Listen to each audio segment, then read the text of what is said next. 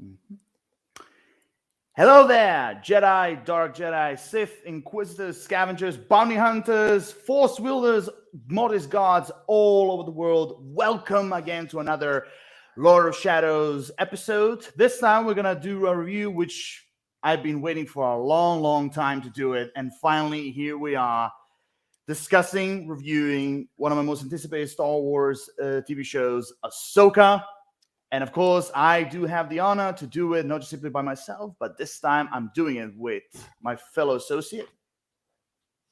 Film Review Central, thank you so much. That list consistently gets longer every single time we do a video, and I love that. But no, fantastic. Thank you very much for having me on.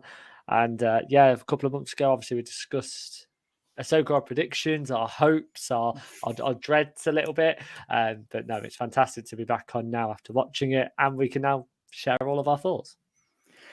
Oh yes, it's a real shame we don't have another Shadow Council member here, because I would have really loved to hear his thoughts, but sadly he didn't watch the Ahsoka show at all. Only like few scenes and everything, which is cheating. But okay. Everyone has their own, taste. Just calm. Yeah. Yes, calm.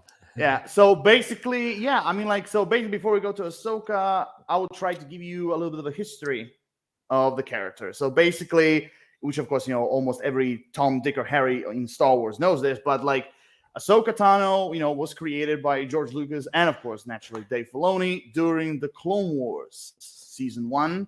She was first introduced in the Clone Wars 2008 anime movie, and she had a rocky beginning, in a very gentleman way to say it. She had a rocky beginning, but then from Clone Wars season 1 to 2 to 3, 4, 5, 6, and 7, the fans starting to loving her. And also, as we have seen from The Mandalorian, when she had her first appearance in live action, people started loving her even more, which of course, not just simply with the voiceover of Ashley Eckstein, which was in Rebels and Clone Wars, but also the amazing performance of Rosario Dawson, which I have to say, which is one of the rarest occasions where we can say that the fan casting has come to fruition. Yeah. Yeah, that's nice. Yeah, we have seen her, like I said, we've seen her through the movie, the Clone Wars, Rebels, The Mandalorian, The Book of Boba Fett, and now here we are in her own TV live-action show created by the formerly known as Padawan, but now full-on Jedi Master Dave Filoni. Written, I still have to applaud the man. He wrote all the 8 episodes and also directed 2 of them, 1 and 5. And honestly, this is definitely one of my most was one of my most anticipated Star Wars TV shows. Even way more, I'm sorry to say this, even way more than Endor or The Mandalorian season 3. And after episode 1 all the way to 8, I just want to have to say, for me personally, it did not disappoint at all. Now, before we go into details, I just want to hear your personal experiences with Ahsoka. Yeah, as a character, not a show, as a character. Yes, I've got it. As previously discussed, so last time, the Clone Wars movie came out at probably the right time for me. I was 6, so just starting to get into sort of animated stuff, and obviously Star Wars has been a big part of pop culture and stuff like that. And my dad was a big Star Wars fan, so introduced me to that. So I was at the perfect age, and I can remember watching the Clone Wars show when it came out when I was younger, coming back from school. So that in that time, they tried to use the animated show and the movie as sort of the sort of beginning of sort of Star Wars fans and giving them the opportunity to watch something. So I could record Ahsoka from that film, and then I've watched the Clone Wars and gone on that journey where fans have gone up and gone down. At the time when we did the first video, I didn't watch Rebels. I've started to watch it now. And, my biggest thing was seeing her in Mandalorian, seeing exactly what Rosario Dawson will bring to that role. I thought she was really good in the Netflix MCU shows that she's done. So I think that she played a really important role as sort of the link between all of those shows and was a great part of them, even though they were there was very, very questionable about them shows. But for me, she embodied that character really well. I thought she was a really great casting. She had such an important role and a figure head in Mandalorian. So I was really looking forward to seeing her get in her own show. Like I said, when I announced it, it felt right. We've been having this character for 15 years. She's gone through all the trials and tribulations in an animated sense, but it's so important to have for a character like that who's got so much significance to get a live action project.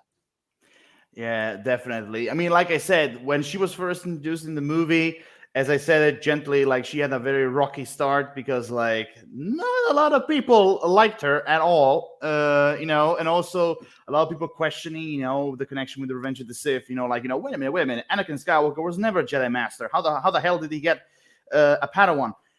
But I have to remind people, George Lucas is the one actually who decided to give him a Padawan, because like even Dave Filoni, I remember one time in an interview said, that but wait a minute, Anakin was not a Jedi Master. How did he actually he cannot get a Jedi Padawan? And basically George Lucas told him like, oh, he's getting a Padawan. Oh, he's getting one. And and he did, and with Ahsoka, but like you said, and the same I did before. Through like the Clone Wars, like the TV show, that's where basically she started to become one of the most beloved characters in Star Wars. And I would say, through her journey, I even like through the Ahsoka novel that I read, I mean, she became like a really formidable character herself. And, like everything about her, I just simply enjoyed. But one of the things that people enjoy, which also we're going to discuss, is that the connection, like the relationship between Anakin and her, or should I say Sky Guy and Snips, basically. But yeah, but my first experience was with her was like literally officially with the Clone Wars, even though a lot of people who are not familiar with animation, like they're more familiar with her either with like The Mandalorian when they see her the first time in live action or the Book of Boba Fett.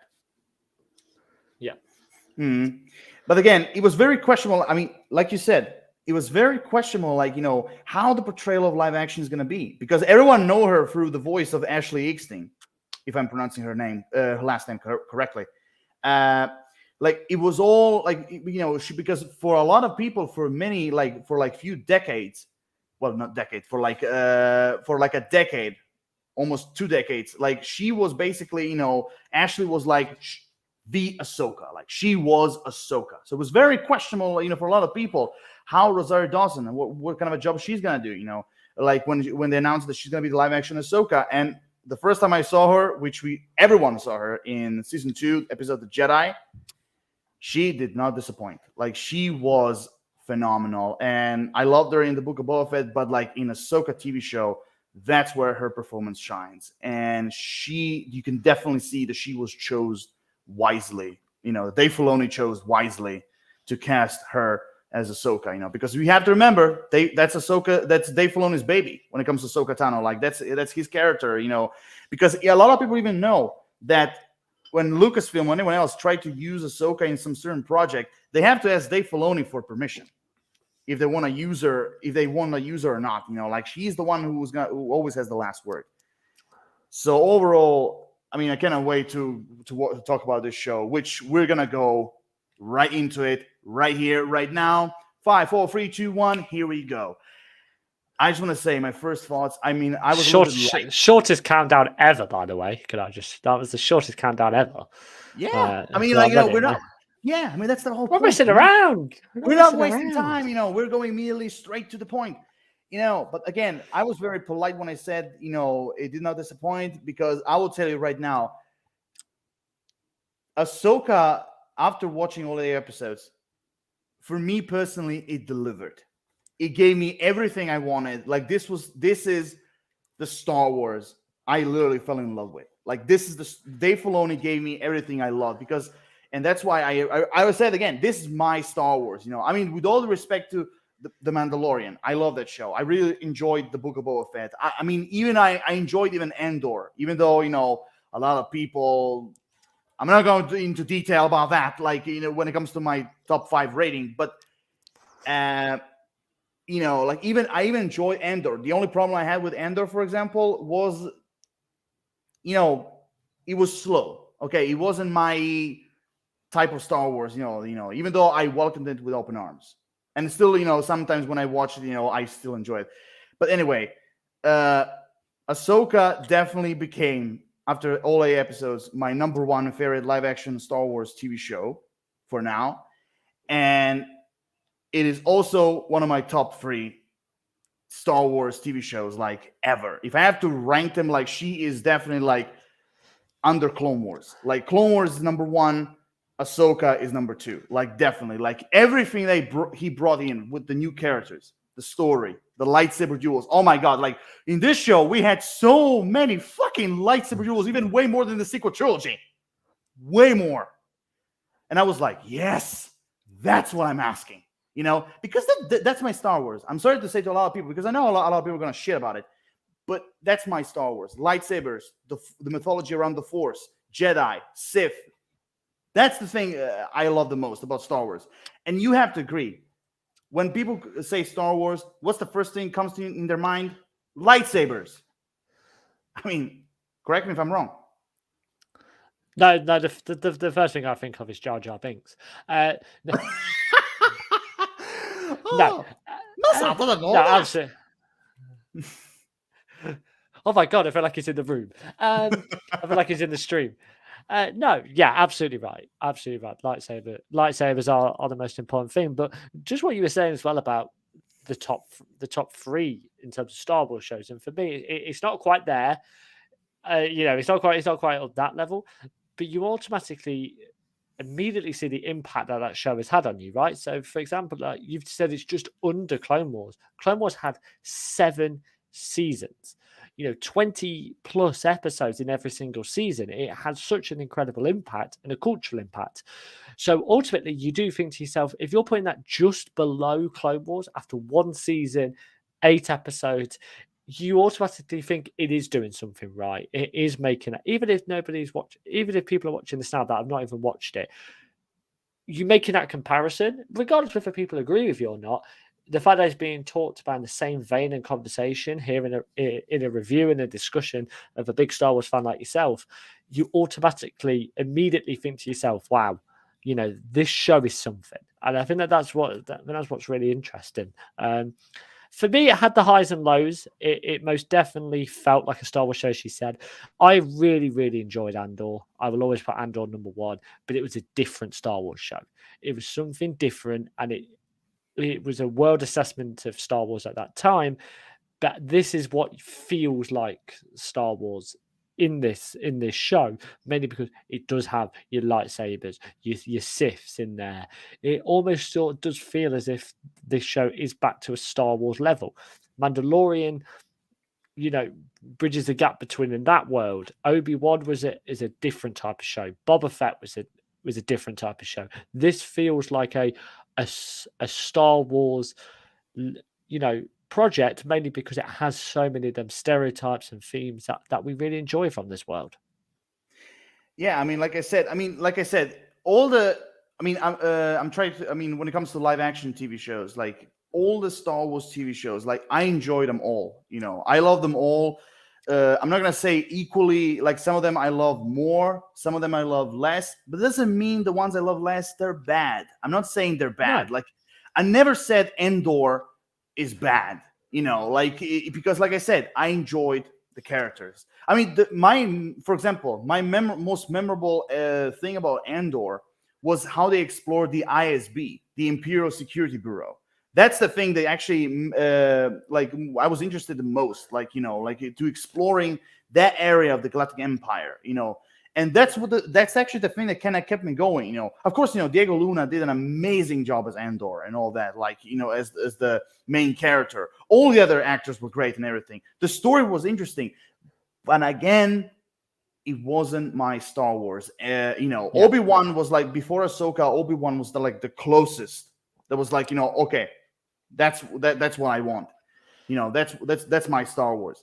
But Ahsoka for me personally, now again, you and I have some negative elements when it comes to Ahsoka, but overall for me personally, it fucking delivered on all levels. when it comes to like everything. And also one thing I loved, no filler episodes at all. You know, everything was like, everything was connected to the main storyline. Dave Filoni knew where he was going. Like he didn't do some changes, like for example, The Mandalorian season 3 did. He didn't do those kind of things, which of course you and I discussed when we did the review. Dave Filoni kept the story going. He knew exactly what he wanted from A to Z. He planned everything, like the build up to Thrawn, how they're gonna get to him, his introduction, Sabine and Ahsoka, they're training Jedi, their Jedi training, Hera, the New Republic. Like for me personally, he explored everything brilliantly. Again, for me. He had a fantastic opportunity, which, like as we've said, this character that he's created and been his sort of project, is gone through the trial and tribulations of animation. And I'm not trying to knock it. I'm not trying to make a whole point where why are you doing it. But Filoni has been so self-involved in every project that Ahsoka has been in. Yeah. So when he's been massively involved in the way that he has been, director, writer, he almost sort of feels as if like Filoni's going, this is my opportunity, this is my shot. I want to do everything that I can, and everything that I want in an Ahsoka show, I need to put in. And he's done absolutely that. And I honestly do generally think that the passion and the dedication from Filoni absolutely mirrors exactly what you need to do with a show like this and a franchise like this, and how important Star Wars is to so many people. When you've got a character who has had such a long-standing, journey in animation world and has built up so many different things, you almost sort of feel like having that paid off in a live action setting, I think is absolutely brilliant. And he's going to be so proud for what he's done, the reaction that fans have given to the show, because ultimately he wanted, and he probably thought, 8 episodes. I can't do any filler episodes because I need to put in things that I know is going to make such a solid impact, not only to the fans but the direction in which the story was going. Yeah, and also, I mean, the other thing that I really love about Ahsoka, the TV show, is that something that Dave Filoni did. I mean, something that he always did, all the time. Like he connected everything. Like he connected the movies and the TV shows. Like like all the references, all the connections. Like he literally in Ahsoka, he brought like references, Easter eggs, names, events. Like he brought everything from literally, again, everything from like the prequels to the Clone Wars to Rebels, even like some elements from the original trilogy. Like he connected everything, and that's why I always loved Dave Filoni, because he connects everything. Because usually directors, they connect basically movies, they don't connect other things. But Dave Filoni, that's why I always thought Dave Filoni is the guy, because he connects everything. And that's, for me personally, that's what you should do. You should connect everything, not just simply, to expand the lore in a way, some sort, but also to basically bring attention and interest into the animation bit. Because let's be honest, not a lot of people watched Star Wars animation. Like when it comes to, if we're talking like the 2D Clone Wars to like 3D Clone Wars to Rebels, Visions, Resistance, like the Bad Batch, like not a lot of people watch animation. I mean, I watched everything, but that way I think like Dave Filoni basically tracked people's attention, like, after Ahsoka, maybe I'll watch Star Wars Rebels now. Maybe I'll watch the Clone Wars, to get more information. Because only then I can see a lot of people going, that's what he meant by this name or this event in Ahsoka, And that's why I love Dave Filoni. And I'm really grateful for what he did, And also, another thing that I want to mention. Don't worry. You'll have your opinions as well. You'll have your moment. But also the one thing I think we will both agree, when you watch Ahsoka, it really okay, okay. When you watch Ahsoka, you definitely feel like you're watching a movie. I mean, do we agree on that? Yeah, yeah, I would I say so. mean, I mean, just from the production point of view, from the budget, the CGI, like it really feels like you're watching, like you're back in the theater and watching, like a Star Wars movie. Because, like even though there are some moments, which even you would say, there are some moments like it feels like a TV show, but there's a lot of moments that feels like you're watching a movie. I think with the way that the show progressed, absolutely, and there was these big shocking moments that I think in a movie you'd go, if that was an end of an episode. I think absolutely the 8 episodes really nicely woven into one another, felt like one big story. And as you mentioned about Filoni, with getting you interested in other animated projects, I'm watching Rebels after this now, and I'm because not only do I want to, in terms of the sake of, you know, appreciating that as a show and something that I've not watched. It's also this idea now where I'm going to start consistently comparing, because it's the same guy that is making the projects. It's the same guy that has been in creative control of both of them shows. But then also sort of giving me a sort of a list of reasons why I should appreciate Dave Filoni, because you're almost making them comparisons between the two. And, you're going to set out to do that. Why not do we have a lot of animations? I know this is completely away from what we're talking about, but Avatar: The Last Airbender is getting a live action show based on the animated series. That's great to see. It's great to see that, because you've got so many fans who are probably wanting that. But if it's done well, the impact in the is fantastic. And I think that's exactly what Ahsoka's doing, is that you're going to get a lot of people probably watching these live action shows because, it's live action. We all love that. Big budget, great CGI. But then it's that opportunity of creating a fan base and going, watch the animated show now. And then you're like, yeah, I will do. And it's that process, which is such an easy process. The fans will fall into that, but you don't understand sometimes the impact that has. And Filoni's definitely done that with Ahsoka.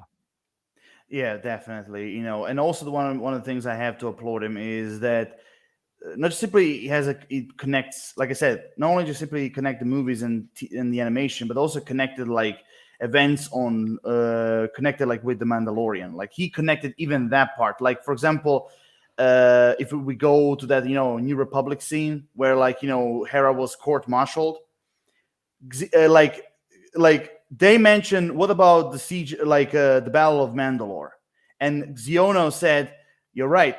Gideon was a warlord. He acted on his own." Like they connected even that in Ahsoka. They mentioned that, and I was like, yes, because that's exactly what they need. Because you have to remember, Dave Filoni is going to direct a movie that's going to be like basically a Mandoverse finale. They're going to bring all these shows together, So that's what again, another reason why I love Dave Filoni, because the connectivity that he has with everything, and so like that Gideon bit with Mandalore, that was really great, really really great.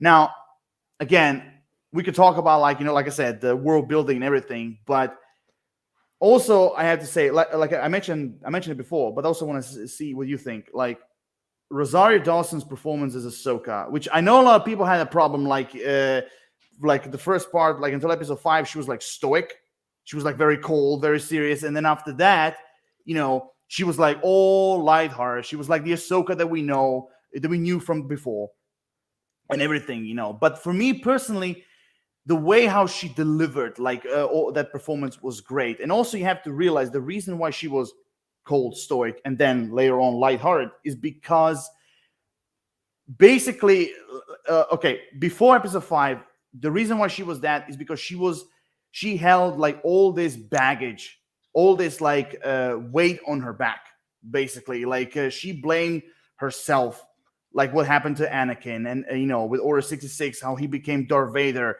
and basically blaming herself, that that someday she will be basically become like something that Anakin was, like everything that happened, like, she was blaming herself, and she didn't want to do the same mistake like Anakin did. Like, for example, that's why, for example, she walked away from Sabine, because she even mentioned in episode 1, she mentioned Anakin never got finished my training. I like by the end of the Clone Wars, I left the Jedi Order. I left him. And if you remember season 5, the Jedi Order, Jedi Temple bombing, Barriss Offee, like making like all the accusations on Ahsoka, and she was the guilty one. And then basically later on, nobody trusted her. She left. Like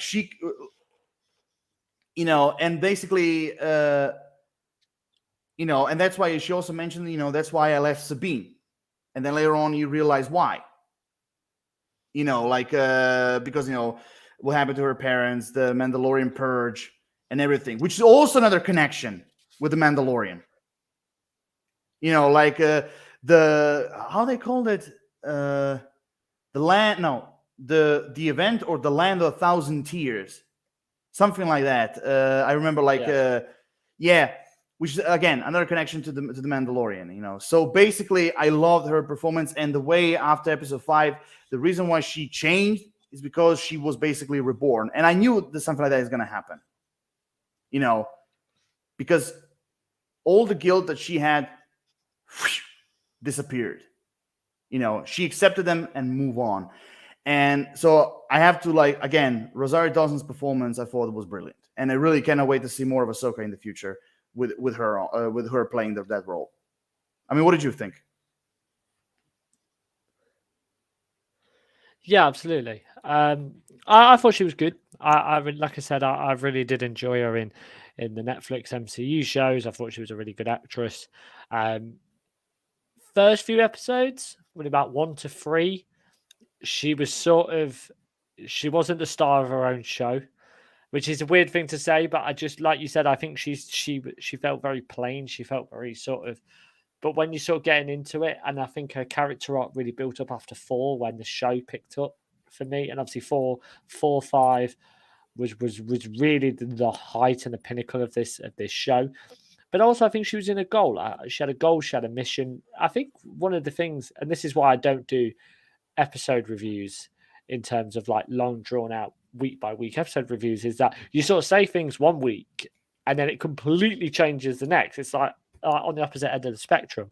So so that's probably why I disagree when people go like episode 4 review, and you're like yeah, it's great, but don't make out like this character's really bad when you got about 8 episodes left. But that's what I felt. I felt very sort of like Sabine, I think, was probably the best, my favorite character in them first 3 episodes, because it felt very much like she was getting a character right straight away, and Ahsoka was sort of very casually around. But as the show went on, I think she had a much better journey, and I think she had a goal as well. You knew exactly what she wanted to do, and it was very, very simple. She felt like there was a need to sort of rescue Ezra, and then you sort of linking it into all the Anakin stuff, what we got from the Clone Wars, from Order 66. So for me, things like that, I think, was very, very well done, because it wasn't in your face. It wasn't chucked there. It was finding out about this Ahsoka character and her struggles, but then also sort of feeling like she has this separate mission now where she's massively focused on. So it was a slow start. It was a very basic and plain start, but I do think she definitely got better as the show went on, because I think the writing and the way her character developed really helped that. Yeah, I mean, I mentioned a few seconds ago, I'm gonna always defend Ahsoka's portrayal in the first 4 episodes, being, plain, cold, stoic, and everything, because I'm gonna always defend it, because I told you, there's a reason behind it. All the pain, all the guilt, all the suffering that she had with everything, with all her experience, all the way from Order 66, from even back during the Clone Wars, why she left and everything, what happened to Anakin. There's a reason why she was like that, and that's why I said after what happened in episode 5, she's gonna be reborn. She's gonna something's gonna happen, and of course we both know what. Something happens in the world between worlds, and basically, she's like new because she let go of that pain. She accepted for what it is and move on. Because just like Anakin said, her final lesson was live or die, and she said, "I choose to live." And that's it. Like that's the whole point. You can see a difference even in her clothes. Like she was like basically like just like Gandalf. She was like Ahsoka the Gray. Now she's Ahsoka the White. Because a it's Lord of the all Rings reference. Like I know I did an Avatar reference, but Lord of the Rings, we are pushing this to the limit. By the way, fantasy limit. By the way, I mean, look. Let's go. Let's get serious. The castle of the Great Mothers on Peridia, it looks like fucking Isengard. Okay, don't tell me you don't see Isengard when you see that tower. And let's be real. Come on. please change this title as like Ahsoka discussion, Lord of the Rings comparison, Avatar weird. Oh, mate, Yeah, great. but yeah, but going back to like what you said, I mean, yeah, I do understand. I do agree that the introduction, not simply to the villains and to Ahsoka, but like the overall story, it was slow. It was slow, but I think like the reason why it was like that because Dave Filoni took time to kind of like explain and describe the world, basically, everything what was going on, around it, like not simply. Go ahead. I think now after watching it, yes, but I do think when, like I said, when you are watching it episode to episode, that's why I'm trying to say that. I think I always sort of felt very much in my head like it's slow. They're Yes. not going to keep this up. They're not going to keep this up. There's always going to be that but where I feel like people when they do episode reviews are so in the moment. I do it for like the pilot and stuff like that. When I watch stuff, I do a YouTube short. I always say this is my general feelings, but I will never ever dedicate a full 10-15 minute discussion on it because you will regret it when you've got the whole grand look at it. So for me, it was never a sort of thing where I'm like, if this carries on, you almost sort of felt like, but there's always a but. And I think when you're judging a show on an 8-episode show on the first 2 episodes, that's why I don't understand when people go, I'm leaving this show, because you're like, it might pay off. It might pay off at the end. Don't judge it by 2 episodes. And that's I'm pleased I did it because I think a lot of people would just go, no, I've tapped out. That's done. And it just wouldn't have worked. You wouldn't have got it. Yeah, I mean, exactly. I mean, like one of the things I've seen, like for example, when we go like from episode 1 to 5, like a lot of people I've seen, a lot of people have said, okay, like they're talking so much about Thrawn, but where's Thrawn? Where's Thrawn? I'm like, whoa, calm down. I'm like, because it was like, everyone is like, okay, it kind of goes against like what we were talking about like before the show came out, our predictions.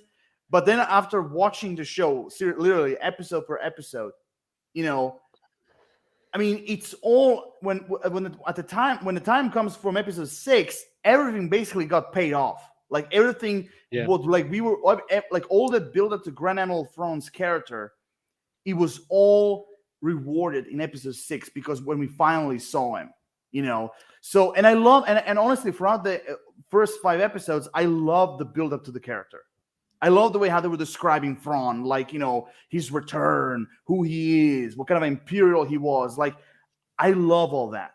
I really do, Also, one more thing. When we first saw Ahsoka in the Night Sisters temple, when she found the star map, the first thing that came to my mind when I saw that ball was Treasure Planet.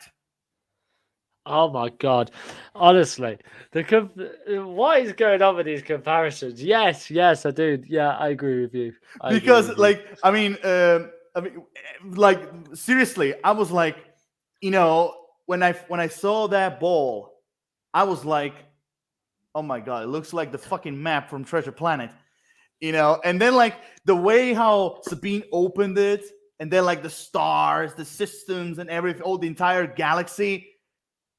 I'm sorry. That's just like, for example, when Jim Hawkins opened the map and you see the entire room green with all the planets, all the systems. It's the same thing, maybe a little bit smaller, with the exception of Cedos, when you have the entire map open, unlocked on that rock. But like, I'm sorry, it's very similar. I'm just saying. That's You know, great. That's but great. with the exception of Ahsoka and Sabine and Morgan Elsbeth, Balin Skull, and Sheen Hati, you had Jim Hawkins, Dr. Doppler, and his mother. But it's there. I'm just saying, it's there. You know? Okay, that was my first impression. Also, before I go to the other characters, I just wanna applaud like the magnificent droid Hu Yang. He was such a great addition to Ahsoka, and I was so happy to not just be seeing him return, because we haven't seen him since the Clone Wars. We haven't seen him since then. So it was great to see this droid back, and of course, Debbie Tennant returning to voice him. It was such a great addition, and every single line, every single relationship between him and Ahsoka, between Sabine, between Ezra, between even Jason, Hera's son, like everyone, all the relationships that he had were brilliant. And I loved his like sarcastic sense of humor. I love his sarcastic sense of humor. Was as an honorary Brit, we are very good at sarcasm, and I feel like Hu Yang embodied the Britishness of Star Wars, and David Tennant is one of the best actors that has come out of this country. He's absolutely phenomenal. But yes, he was fantastic. And again, it's the power of droids, and it's weird. It's sort of this association with droids in Star Wars is that they've got such a human side, and every show or every time that these droids are on screen, you know, even going back to your R2D2s and your C3POs, which was really cool, by the way. Like, I was really cool. That was a big like smile moment in the show. But yeah, this is a C3PO moment. Yeah, I know.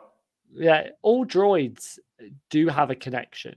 You know, whether these droids are really, really important, or, you know, really big, or they're just, yeah, these like little small droids that you sort of see floated around. They've always got a human connection. They're always written in such a great way. And yeah, Hu Yang throughout the whole show, I think felt very much like he had a really, really great presence with every single person, had a nice relationship, and a mentoring one as well. Oh yeah, I mean, like he just, you know, if you remember from the Clone Wars, like he taught the younglings how to build their lightsabers. You know, like the procedure and everything.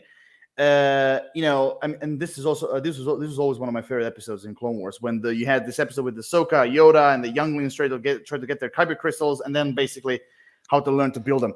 I love that, but also Hu Yang, I'm sorry to say, Hu Yang beats them all. Like, he beats C-3PO, he beats Chopper, he beats R2-D2. You want to know why? Do you even know like how old Hu Yang is? No. He's 25,000 years old. God. Do you think he'd be like? Are you saying that he beats them in like your favorite? No, or when like it comes age-wise. Age-wise. Right. I was like, thank God. I was like, wow, that's a big no, statement. no. God. No. Give me a heart attack. No. R2-D2, C-3PO, they'll always be close to my heart. And Chopper is also the closest. Trust me. When you finish season 4, I mean all the 4 seasons of Rebels, trust me, you're gonna love Chopper. You're gonna love him. And I love What? I'll get a message going, watched it all. You were right. You're gonna get a message, I promise. Okay, we shall see. Anyway, I just want to say that, like I said, be ready to get a lot of Chopper moments in Rebels. Trust me. And also, speaking of Chopper, I love these little moments in Ahsoka. Like when they were trying to gun down like that droid, tried to get the hyperspace core, back. Like basically, with Chopper, basically going around, what the hell is going on? We're try to find out the tractor, the tractor beam, saying, no, I didn't go through your stuff, or for example, Carl, you can definitely understand. He said, yes, you did. No, I didn't. Have you tried the lower part? Found it. And also one of my favorite moments of Chopper in Ahsoka will always be like, who was the first one to approach Ezra? Who was disguised as Stormtrooper? Chopper. Who else? Chopper Yeah. was the first one who Okay. approached him, and you can hear his mumbling. You can hear he was saying like, "Is that you? Is that you?" Like like he was the first one who recognized that was Ezra. So yeah, like I said, droid power, man. Like this is literally droid power. Like from Chopper to Hu Yang and C-3PO, and again, C-3PO appearance, that was a seriously nice touch and a great reference to Leia Organa. I really love that. Yep. You know, but again, Hu Yang just especially after this show, like he literally became one of my favorite droids ever.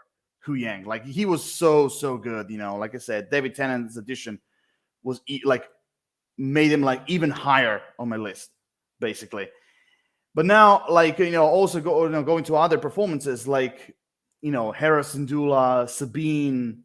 I mean, Dave Filoni did say that Ahsoka will kind of feel like Star Wars Rebels season 5, and in some capacity, it does. Because we also see a lot of characters. I mean, there's one character that we saw him at the beginning, played by Clancy Brown, Ryder Azadi. I mean, you're not gonna see him until I think you're not going to see him. Wait a minute, he appeared. Oh shit, was he in season 3 or season 2? I think it was. Do you want me to Google it? Why? Do you want me to Google it while you carry on talking? And no, I don't. I think he was. I think he appeared in season 2. Yeah, I think he appeared in season 2 for the first time. Okay. But basically, the guy who played him in Ahsoka also voiced him in Rebels. Right. So he's also another actor. They got this, which they got like, he's also another actor they got like for the same part, And again, seeing Ryder Azadi was a really nice addition. But again, Sabine Wren, I know a lot of people have been negative about her character, especially all the way till the end. But honestly, I liked her like build up from episode 1 all the way to the end. I really like her build up. I really liked. I mean, what the Bordizzo, the actress, what she did with Sabine, I felt like she was, she was actually pretty good, as Sabine. Because for me personally, after since I watched Rebels, she really captured her personality, her character, like top notch. And also I love the like few moments where like feeling like she's gonna use the Force. Like for example, with the cup. Or like when she was like in the dungeon on Peridia, like like the ground was shaking, thinking like, she's gonna use the Force. No, it was Thrawn's Star Destroyer. I love those little touches, like you feel like she's gonna use it, but she didn't. No, they saved that for last, for like episode 8. And for me, that moment when she started to use the Force, that was earned. That moment was earned at the very end. Maybe not with you. I can see in your face. Maybe not with you, but I'm not hiding it very well. But no, you don't. You don't. But here's the thing: try to go back when Ahsoka was talking to Sabine about the Force. Because I'm there. I can visualize it. I'm there. Okay, that the Force resides in all living things. Even George Lucas himself said that everyone can use the Force. Everyone is capable of using it. Which also would explain why Hera could have listened, the lightsabers sounds for the world between worlds. Which, by the way, I can see your face saying when Ahsoka was in that world. I can see your face saying, "Where the hell is she? What the hell is this place?" But again, you're gonna have to wait until season 4 for that world. But okay. I think like it will be. I think like after that, I think like you will kind of have some information about what this world is. Good. That's all I will say. But honestly, like I think like because now again, and I've seen a lot of people shitting on it, like okay, like Sabine will use the Force, like okay, like that's like I'd rather say that's stupid, or that was like like a very lame idea, which is basically the same thing. But again, going back to what George Lucas said, everyone can use the Force, and Dave Filoni proved that with that. Even Ahsoka said yes, talent is also very part of it, plays a very big part in it. But she also said through training, that could be arranged. You can have that talent through training and conviction. Hey, that's what she said as well. If you remember the little coffee time they had. Yep. Yeah, I remember. It didn't work for me. It didn't work for me. No, It fair was, enough. and especially as well how they did it as well. Like Ezra flew, like, and it just, I don't know. It was just sort of one of these moments where I understand it was a really big payoff for her character. I get it. I just didn't like the whole approach, the way they built it up. It's just such a significant moment, and I feel like it was even though they did build it up, I think it was just such you sort of, it happened and you were like, okay, it's happened. I didn't feel any shock value. It happened. It was one of them where I just thought I wasn't a big fan. Maybe I approached it and maybe my mindset was all wrong with it, but I just never watched it thinking this is massive. And then after you have a thinking about it, you go, wow, like this has actually happened. And it's things like that. I thought in the finale, Sabine with the lightsaber was like, I didn't really get that bit because I thought like there was a moment where Ahsoka was basically saying like don't use a lightsaber, like switch to guns. Like she was that skilled in that area. I wasn't a big fan of the fact that then she claimed that she was now this like really, really talented one with the lightsaber, and then almost sort of then like, but her gun, the way that she used her guns was brilliant. So for me, she started off brilliantly. Like I said earlier, she was a really, really great part because I felt like she, I think the way the actress portrayed her character from the animated stuff as well, seeing photos, I thought was really great. She looked the part. It almost sort of felt like it was a carbon copy. I think the way that they ended that, I thought that there was a nice mentoring relationship between Ahsoka and Sabine at the end. I think that was good. I'm pleased that they're together.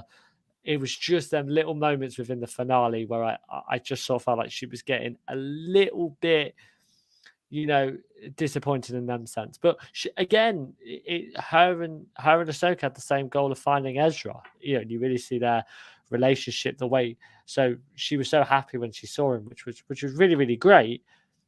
But it's one of them where I do think certain decision making in the finale was a bit questionable for me. I will say this, like I said before, like I felt like her journey, and her relationship between Ahsoka with Ahsoka, for me personally, it worked. I felt like step by step, her character arc for me progressed very positively, and I felt like when she tried to pull the lightsaber and basically activate it and like basically going through the Death Troopers, literally. Death Trooper, when she went through his head and everything, I felt like that part was earned. But I will say this: I do agree that when she pushed Ezra on the Star Destroyer, I will agree. I would have done that a little bit differently. Like for example, let me give you an example. Okay, Ezra and Sabine are standing. And they see the Star Destroyer, aka the Chimera. They see it like going up. And they're saying like, okay, we have to jump, we have to go there, and basically what I would have done is I would put Ezra saying to Sabine, like, okay, I'll jump. And then in the middle, you will push me, and then Sabine goes like, oh no, like, no, I can't do this. Like, I can't, like, I'm not ready yet, to go that far. And then Ezra basically goes to her like, hey, calm down. You can do this. I believe in you. Like, just concentrate, focus, I know you can do it. And then basically he goes in a position, he he gives the signal, he runs, he jumps, and then you have a moment, you have a shot of Sabine, like really nervous, stressing, okay, I have to do it. And then because fearing of Ezra's life, then you see her boom pushing Ezra. Like that's at least how I would have done it. You would make it more natural. You know, it would make it more like, you know, because I do admit that bit looked like she like, okay, now I have the Force, now I'm a true expert, and boom, like, okay, I do admit that was a little bit, you know, too far, but that's at least how I would have done it, how I would have fixed that scene. You know, it will make it more natural. Now, you know, but everything else with Sabine and her journey to find the ways of the Force, train with the lightsabers. Oh my god, I love that part with Hu Yang and her when they were trying to train with different like lightsaber combat styles. I really love that, and I really love how Dave Filoni honored the ways of the Japanese swordplay, like with the positions, with the masks. I love that. I really love that because you have to remember George Lucas got the inspiration from Kurosawa and his movies, like, you know, especially the Seven Samurai. So I love that he kept that tradition. You know, so overall, I mean, besides that, other things when it comes to Sabine and her character, I had no problem at all. I really had no problem at all. Now, I really am interested, like, again, you start to get to know Hera Syndulla. You get to start to know her. Yes. For me personally, I thought Harry Elizabeth Winston, I think that's her name, right? Yeah. Okay. By the way, Obi-Wan's wife. Yes. Yeah. Ewan McGregor.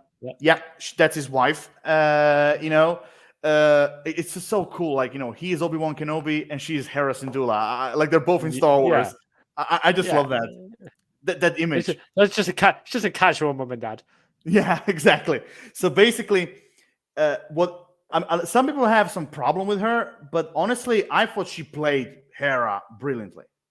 I thought she also captured her character because I know you're starting to know her in Rebels. Yeah. But even though that was Vanessa Marshall, like she voiced Hera, but the dialogues, the way you're thinking, like she being a strong leader and everything, like she really, for me personally, embodied all the elements that I knew from Hera from Rebels.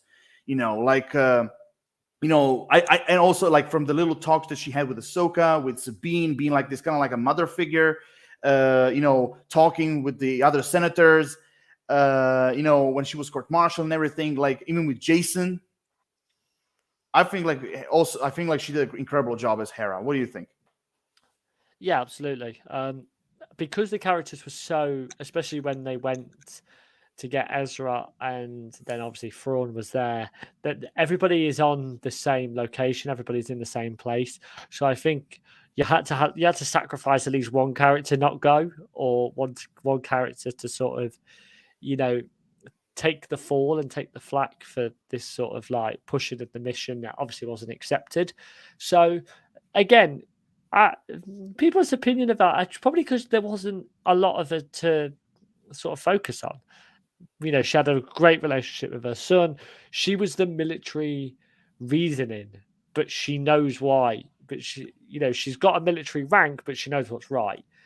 That is a character arc that I think, whilst people probably don't, it's not the most entertaining, you know, in the grand world of things and in the grand scheme of things, it fit right for the character. There's obviously had to be a character that would take that back seat, take that back, you know, pedal, and she did that. So I had no problems with it. Yes, I'm not going to be coming out of the show raving about her, but she was fine for her character. She was great for and the role that she played, she did absolutely fantastic. So you gotta there's a point to supporting characters. She is a supporting character, but my God, does she support? And that's all. Not everybody can be leads. And like I said, when you've got all of the characters in the same location, transitioning to her and sort of seeing how she's consistently defending this mission, and you know, and also about how she's got a feeling that Thrawn is alive, Ezra's alive, but nobody believes her, you almost sort of back her even more. So no problem with her. Not my favourite, but most definitely didn't do anything wrong. So no, again, I mean, like, just need to calm down. Yeah, I mean, also there's another reason why they talk about her, but I don't want to be too graphic here. Of course. What? I just said course. Yeah. I mean, I believe you noticed as well what I'm talking about, but like I'm not gonna go into. I'm not trying to be specific right now about this, but there's there's also another reason why they're talking about Hera, but you know, I'm not gonna be specific right now. Which for me I think it's nonsense. But anyway, we're getting off the subject. Yeah, overall I think like Winston, I think she did an incredible job as Hera, and I really just like for Ahsoka and Sabine, I really cannot wait to see more of her in the future of Star Wars. We're definitely gonna see her in the Dave Filoni movie. We're definitely gonna see her there. Also now going to other characters. Now, we got to introduce to her in season 2, in the episode the same as Ahsoka appeared in live action for the first time, Morgan Elsbeth.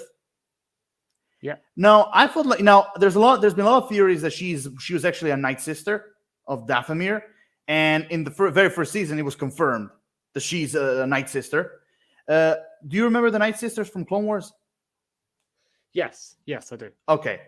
I felt like her performance and her character in general, I thought she was also interesting. Even though personally, when it comes to villain roles, I was more interested in Balin than her. Honestly, I felt like Balin should have been the main villain, not Morgan Elsbeth.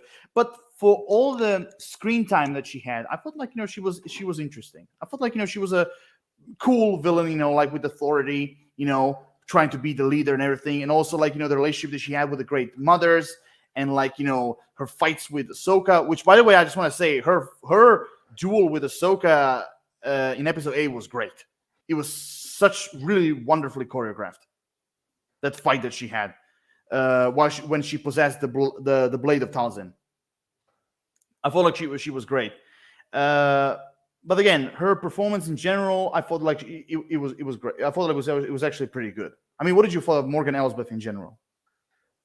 Yeah, do you know what the biggest thing that I liked of it was that such an arc between sort of being the boss and like telling Balin school like what to do, who I agree with you about. I think he should have been the main villain because I think he was set up like that massively.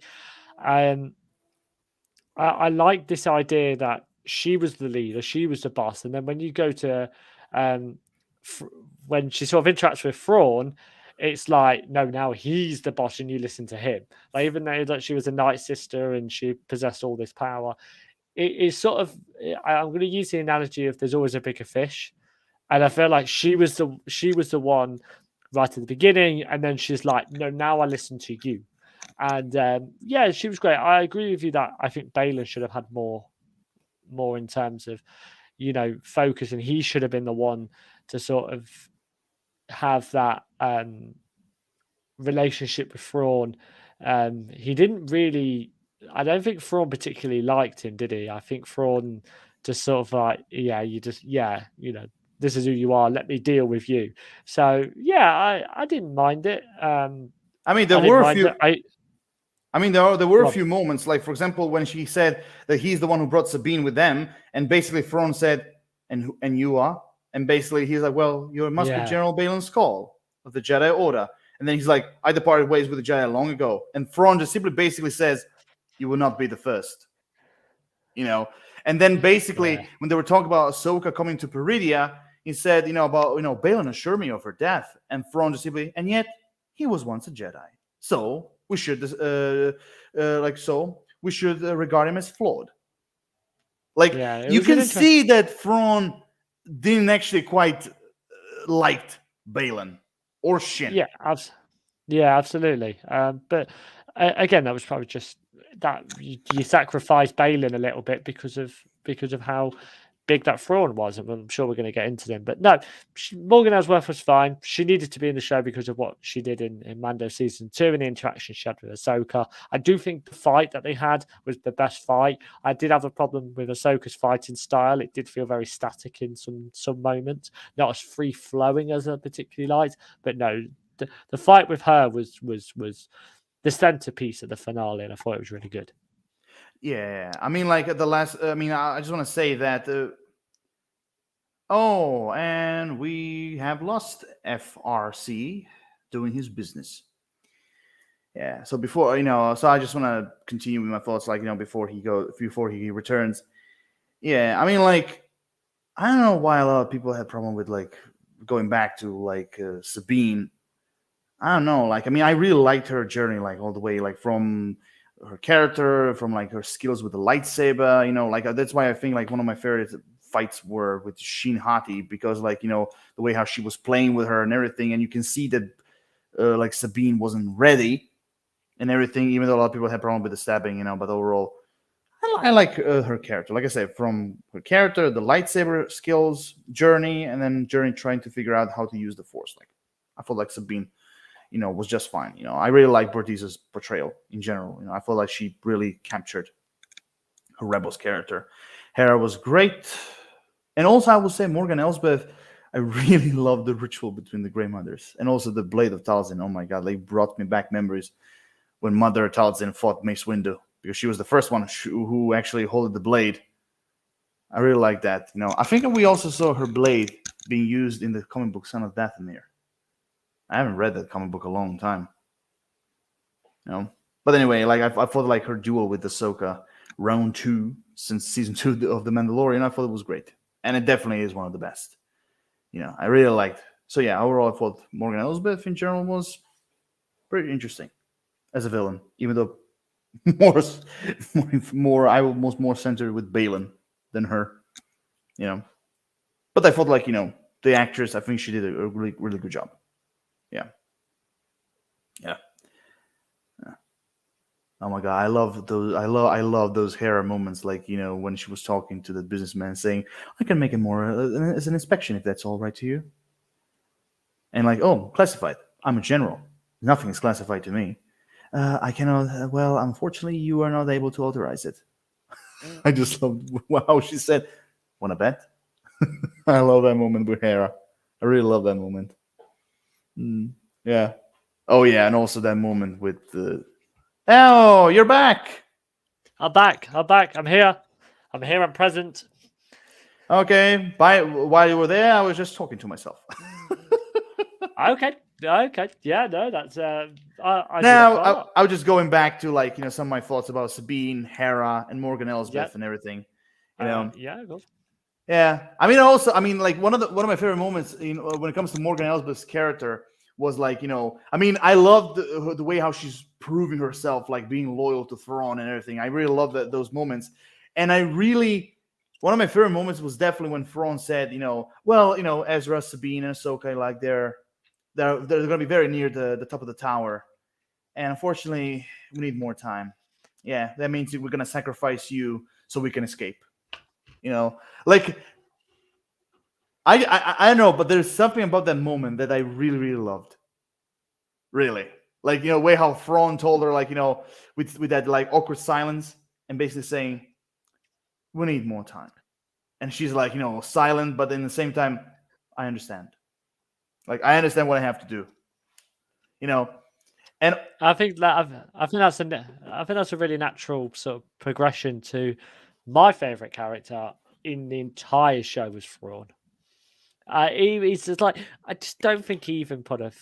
Thank you, thank you. Do I get do I get more credibility? Can I come on next week? Can I come on next episode? of Am I course, my place now? of Oh, course you can. You're more than welcome. thank you, Hallelujah. thank you. Yeah. I just don't think I just don't think he put a foot wrong. Like seriously, I just every part of it was fantastic, and it's so nice to see a villain. Look at you, you're just like a proud father, like you're just a proud person. When I comment, but he was strategic, he was vicious, but he wasn't like he didn't emote viciousness. He was just like you said, cool, calm, and collected. He had everything planned, and it was like an army general. He was like in the same way that I think we view the Siths as warriors and Mm-hmm. as sort of noblemen. He's the guy who stands behind them and tells them when to do it. And we've seen so many villains out there. Even the Emperor. Even the Emperor had that physical, you know, battles and stuff like that. Thrawn just stood there and said, nope, this is what we're doing. It was very, very well done. I can't wait until Thrawn is solely for honest and animated. I didn't bother that he put on a few pounds. He probably had McDonald's when he was there. He was there for a long time. Like, it doesn't matter that he put on a few pounds. He was great. He was a I was fantastic actually addition. I was waiting for Thrawn. Like, I thought, like, we should go first over Balin and Shin and then go to Thrawn. But since you started with I Thrawn, apologize. I no, no, no, no, apologize. no, Yes, I no. apologize. Okay, no problem, because we have like 4 characters after Thrawn to explore. We have to talk about. But since you started with Thrawn, okay, we'll start with Thrawn. Thank you. Yeah, I mean, like, again, the build up to his character was worth it. It was worth it, and I have to say, the soundtrack, the first introduction to Thrawn, it has to be one of the greatest villain introduction ever. I loved, like, the music of the organ, and then, like, the stormtroopers, what's left of them, like, shouting like Thrawn, Thrawn, Thrawn. Like, like, you see loyalty. Now that's fucking loyalty they have for Thrawn. It was like Game of Thrones. It was seriously like In a Game way, of Thrones. in a way. Where Also, I have to say, I really like Captain Enoch. I thought he's a badass stormtrooper with that mask. Like, I mean, So that good. mask it really had me that gladiator from ancient Rome vibe, that golden mask, Yeah. But I love, like, tension, and then everyone's like Thrawn, Thrawn. That on a Thrawn. that on a Funko Pop would just be brilliant. Oh my god, yes. But So again, good. I mean, again, like, and then basically you see Thrawn, like, calmly walking, passing the stormtroopers, and then the music again, the techno, and then the organ, like, what Kevin Kiner did was amazing. And, like, again, and then basically you see him, and then the first lines: "What was first just a dream has become a frightening reality for those who may oppose us." Like, grandmothers, I salute you. Like, his very first lines, like, I was like, okay, that's it. I'm sold. This is Thrawn. This is the Thrawn I know. And also, I just want to say, they got the same actor who voices him in Rebels. I didn't know that. Maybe I should have kept my mouth shut. Fuck. No, that makes me like him even more. Like, Yeah, I mean, since this is your first introduction to Thrawn, okay, I mean, you say right away that your favorite character in the show was Thrawn, your favorite character. Yeah. But anyway, so your first overall, well, you can also describe that as well. But I want to ask you, what you thought of his, like, official introduction? Yeah, absolutely brilliant. Like, like I said, that scene was almost like Game of Thrones when, like, the king walks out and you've got all of their loyal subjects, or like Daenerys Targaryen. When she's sort of on, like, when she's on the dragons, you sort of like you feel like you've got the people behind you. It's like a coliseum full of these people, and that was really, really great to sort of get that. And What did you we thought? obviously. Yeah, go ahead. Sorry. Well, I was just going to say that we had to discuss about how much he was going to have in the show, and we sort of slightly disagreed on where do you think he should come into it, and he was that anticipated level, and he was enough. He had enough in the show where I don't feel like I'm like, we need Thrawn in this now. Let's get him in. He was perfectly placed. He was really in there, and I thought he was great. I mean, honestly, I was surprised that even we got, like, that much screen time with him. Like, I mean, well, I was say you predicted very minimal. I can remember you predicted very minimal. I predicted we're gonna have very minimum screen time with him, but no, we got a lot with him. And I love that. And even though I will say this, one of the biggest complaints about I've seen a lot of people complain about Thrawn in Ahsoka, that he didn't do shit. Like, he didn't do anything. He was just simply losing and losing and losing. And, like, he didn't do anything to kind of, like, describe this big threat that Thrawn is and everything. And I'm like, did you watch the same show? I'm like, he motherfucking explained and described his threat to the galaxy. Like, Yeah. I mean, I think we could both agree that in these 3 episodes that we saw that what kind of a threat Thrawn will be.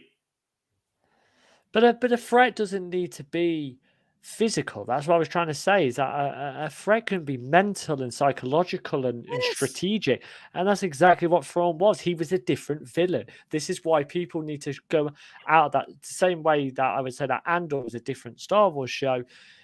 The same way that Thrawn is such a different Star Wars villain. They can't be all the same. They can't fit a norm. We had Balin Scroll, who was the physical presence. He just wasn't in it a lot. He wasn't in it enough for me. But Thrawn was a different villain. So if you're appreciating these different villains, you've almost sort of got to appreciate where he comes within the show and what exactly his focus in it. I thought he was great. No negatives whatsoever with him. Have you got any negatives with him? Have you got any negatives? With about Thrawn? Yeah. Or am I just loving it? When it comes to Thrawn, none. Everything, like what Dave Filoni delivered with Thrawn and Lars Mikkelsen's performance, the actor who plays Thrawn, Lars Mikkelsen's performance, the voice, the presence, he gave me everything, bits and pieces from Thrawn, from Legends, from the books, from Rebels. He gave me everything when I wanted. Like I was like I'll be honest, like his costume, the blue skin, like everything. I was like, this is perfection.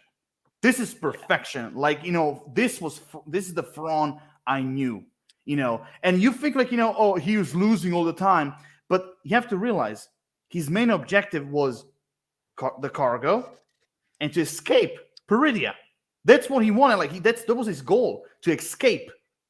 He didn't want to I can't wait to meet Ahsoka face to face, or I'm gonna fight. No, his goal was just simply to escape his exile, and he did. Yeah. And oh my God, I love the dialogue that he had with Ahsoka. Like, today victory is mine. Long live the Empire. And boom, like they went. I love that little dialogue. What did you thought of that little dialogue that he had to us, that he talked with Ahsoka? Again, she's the main character. She's the title character, and we knew that we knew that he wasn't going to fight her physically. But again, it sort of showed his character really well, and it sort of shown this sort of like ability to control a room. And like I said, he's the main villain. She's the main hero. You were never going to get a physical battle. So these type of conversations, if you can get them right in terms of a written sense, then they absolutely delivered. And I think they did. And I do think it worked, really, really well. Yeah, I mean, because I was really curious to see what you think of his speech, like a goodbye speech to Ahsoka before he left Peridia. Because for me, that speech was perfect. He not simply described who Thrawn is, but it was a really great villain speech, And also, Thrawn, in the end, he won. He escaped his exile, And that's one of the things I love. I love when villains sometimes win. I love that. And again, one of my favorite superhero movies of all time, Avengers: Infinity War, Thanos won. So it's like villains winning. 20 years ago, no, you can't do that. What the hell is wrong with you? They're doing it now because it's different and it's shocking, and it almost makes, in the long run, it makes sense. We don't know what we're going to get. Of course, we're going to come on to exactly the future of Ahsoka and what we're going to get. But making them decisions, yes, it's not stereotypically right, but if it makes sense for the wider show, the way it did in the MCU with Thanos, if it does it here, what's wrong with that? What's wrong with doing that? Yeah, but also I see, I like you said, he did put some people have been shitting on him, that he looks very chubby. But honestly, I'm first and foremost, you have to realize the guy is in his late 70s in Ahsoka. He's supposed to be older. Number one, and number two, there's a difference because there's actually a meme where you see the Rebels design of you Thrawn. sent me it, yeah, basically before COVID and after COVID. Like, but I'm like, okay, it's funny. I will admit it's funny, but I'm like, here is the design of Thrawn in animation, and here he looks like in live action. I'm like, there's a big bloody difference. Again, I think it comes down to people's negativity, and what they pick on is that I don't think, in terms of the other characters, I don't think they put a foot wrong with comparing it from animation to live action. They picked on that, but as you said, if you look at it on a grand scheme of things, it does work. It does make sense. But people are just so carbon copy, make sure they're the same. There has been time progressed. I wouldn't say that they put a foot wrong with anybody else. Probably Ezra. I think they probably put. I think there was really notable differences between that. But apart from that, I don't think they should really attack that in the way that they did. I mean, remember like that part of Thrawn when he said, that like I've seen Imperials basically getting defeated by the Jedi, and also I had some experience with the Jedi, and basically he looked at Morgan and he said, "Never again." Like, okay, I can't go deeper into that because it involves Rebels. So you have to watch Rebels, and then I think that when you watch Rebels, especially the finale of the series in season 4, I think you will understand what Thrawn meant when he said "never again." Like, I'll never again make the same mistake and underestimating the Jedi. Like you'll see why. You'll see why. That's all. Okay. That's all I will say. You'll see why. Okay. But also, I love the conversation between Sabine and Thrawn, and also I have to applaud the guy. He never blinked. Yeah. He never blinked, and I loved like that slow pacing that he had, like towards her, and say like, "You gambled the fate of your galaxy on that same belief," and like that cold, stoic look and the eyes, and then like you will not understand that, and then like again those cold eyes and that stare, perhaps not. Like, oh my god, like it was disturbing. And you feel the presence and how intimidating he is, because how stoic he is, because you can't read anything on his face because he's always serious and stoic. That's what I love about Thrawn, because Thrawn basically, the reason why he's one of the greatest Star Wars villains is because of his mind. Like, he's a very intellectual villain. Like, for like one of the well-known facts about Thrawn, that's from the Legends books. Thrawn knows how to defeat an enemy because he studies the art of the world. He studies his enemies' arts, their culture, and through that he knows how to beat them. That's like, you think it's crazy, but that's how he does it. He studies their art, and he knows, like, through that, like, he understands their culture, their traditions, where they come from, and basically, like, through that he gives these results, like, okay, I know how to beat him. Like, it's crazy. He was one step ahead of everybody else. He had a plan, and it came into fruition at the end, as you said. Yes. And also, do you kind of have an idea what the cargo is? The cargo that he's holding on the Star Destroyer. I don't. Do you understand what the cargo is? No. Those are bodies. Fair enough. Those are dead bodies. Like he's trying to create an army of the undead, basically, through the Grey Mother's magic. It was like, it was like zombies. It was like, it was like, the What If episode of Marvel, like when they got Marvel zombies. It's like Star Wars, Star Wars zombies. By the way, better looking in Star Wars than they did in Marvel. Also, I just want to say that zombie scene where, like, the Grey Mothers reawaken the stormtroopers. I thought that was a great scene.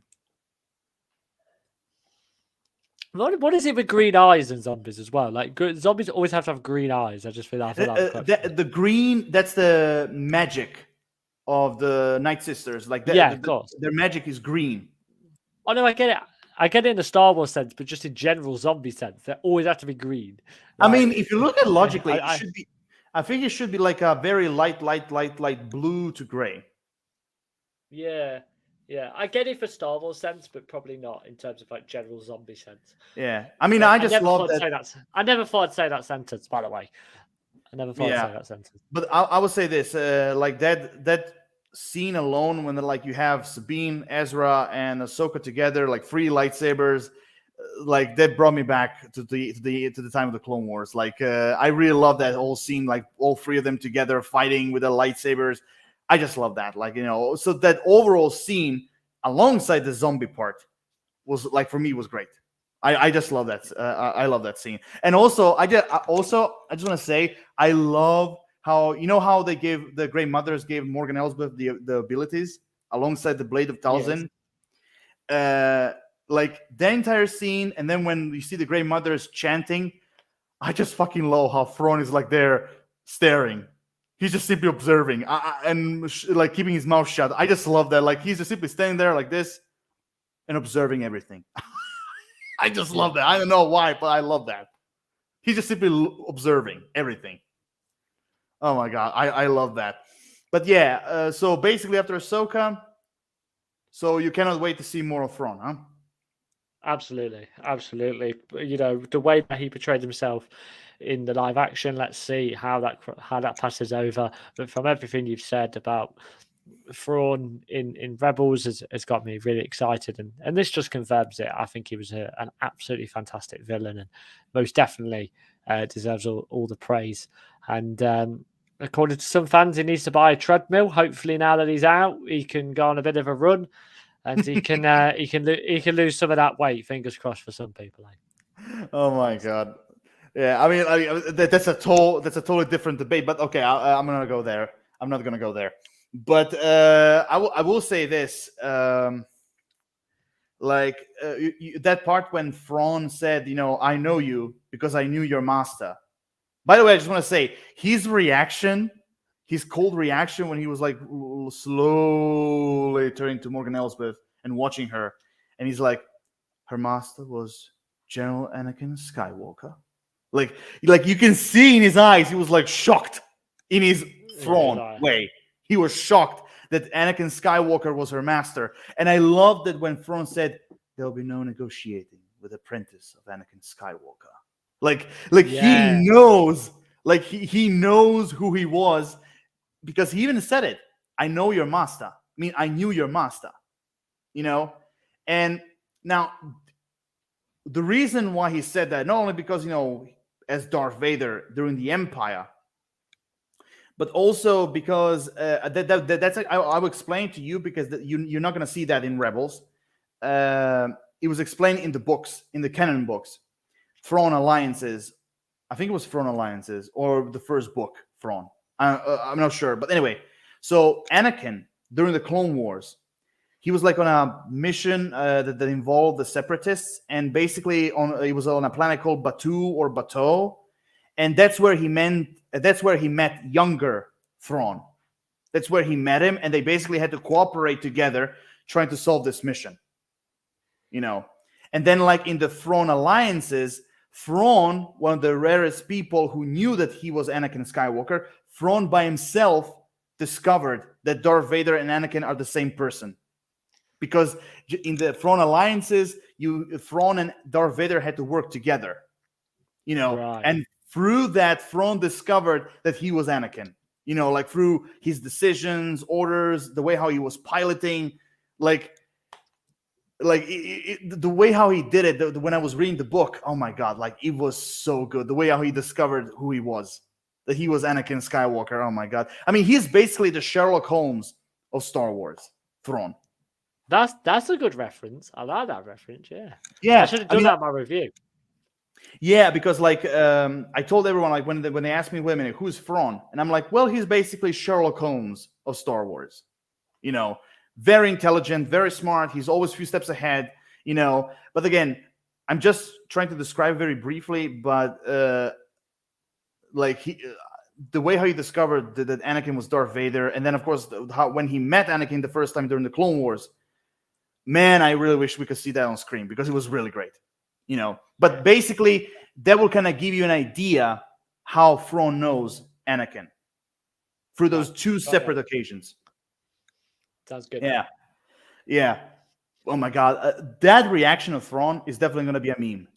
It's definitely going to be a meme Yeah, when he's like yeah, watching definitely. and then like that reaction. A meme. There's a new meme that was born. Definitely. Yeah. But now we go to other characters, because we passed Thrawn, and again, I just want to say Lars Mikkelsen's performance was absolutely incredible. Yeah, Incredible. Yeah. So you really liked Thrawn's voice, like the tone. yeah, yeah, definitely. Like I said, I don't think I've stopped talking about him. Great. So, okay, now we move to the muscle of the villains, which is, of Is course, that what we're calling him? Okay. yeah, Balin Skull. Oh my god. I had to say, Balin Skull alongside Thrawn. Balin Skull is my favorite character in Ahsoka. Alongside Thrawn. Alongside him. Both of them are my favorite characters in the show. Oh my god. Why did he have to pass away? Why did he die? Oh my god. Ray I know. Stevenson. He did such an amazing performance as Balin. Oh my god. He was great. I mean, he by the way, he wasn't Sith.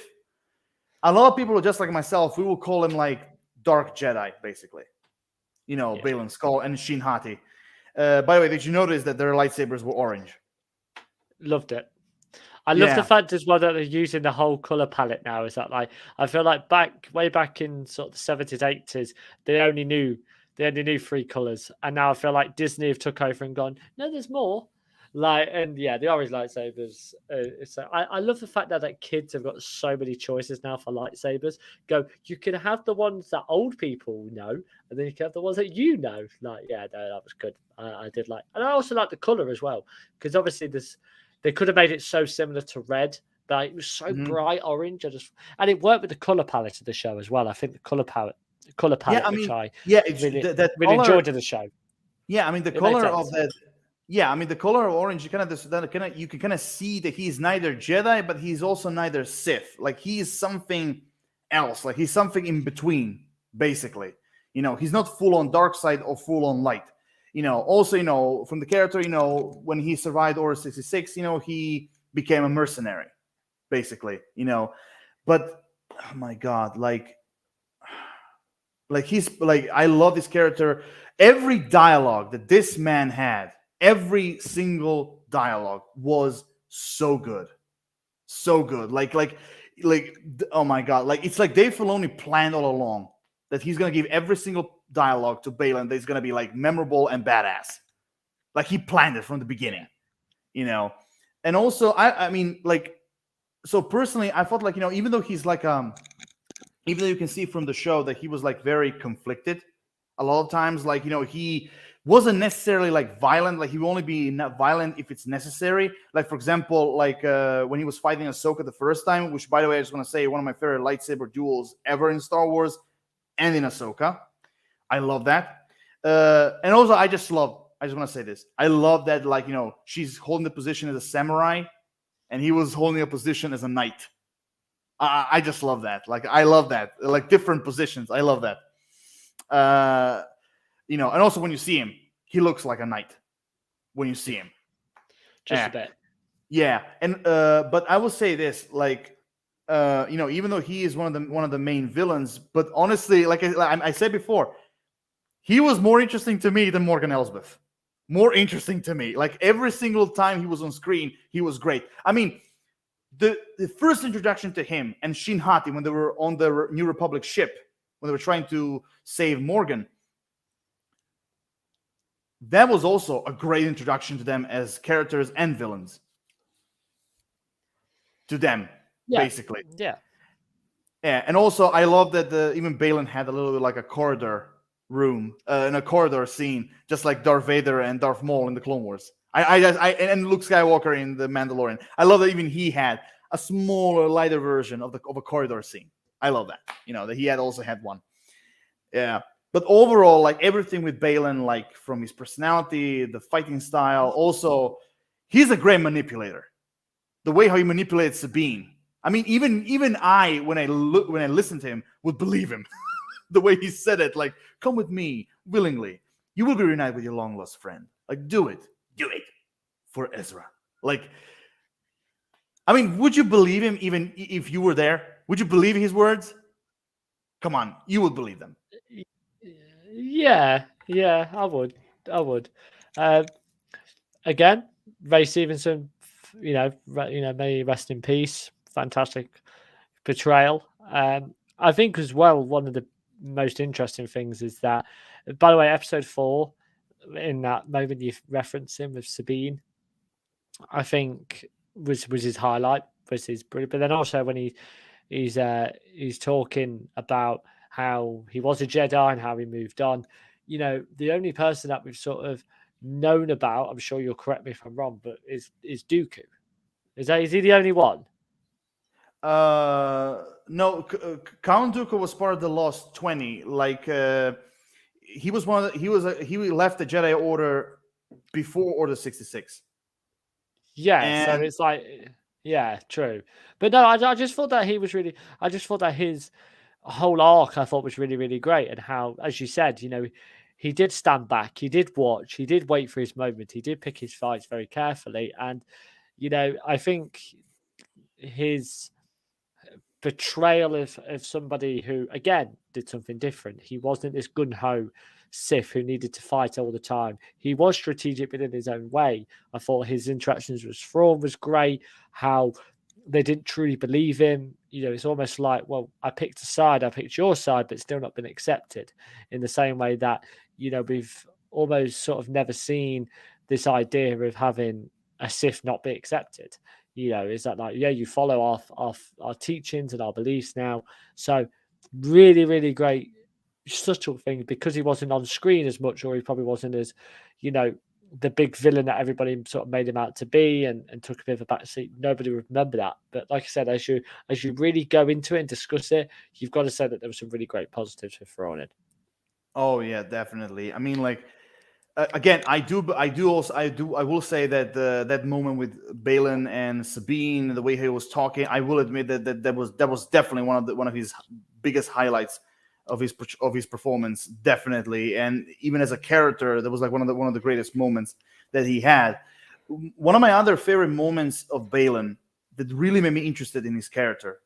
First one was with Shin at the top of the tower when he was talking about, like, about Peridia, being the land of dreams and madness, and also, like, his life in the Jedi Order, that when Order 66 happened, like, he didn't knew what the hell was going on, and when you look at history, repeating itself again and again and again, like, the Jedi fell and then the Empire rises. Even that scene alone for me was great. With Sheen, like, Yeah. you also marked his character to be like a very interesting one. And the second scene I loved. It was very little, but I love that scene when he was talking about what is calling to him in Peridia. What is calling to him, like, for example, when he said, "Do you miss the Jedi Order?" and he said, "I like the idea of it, but not the truth, the weakness. There was no future there. Like, something's calling to me. Maybe they're fleeing away from a power greater than their own." Like, even that scene was great with him. Yeah, he was really troubled. He really was really troubled. He was not a clear, person on both sides. You almost sort of felt like he was questioning his own decisions, but then when he was sort of involved, he sort of said, "Well, I want to be part. I get this idea that I want to be part of it, but I don't believe in the reasoning."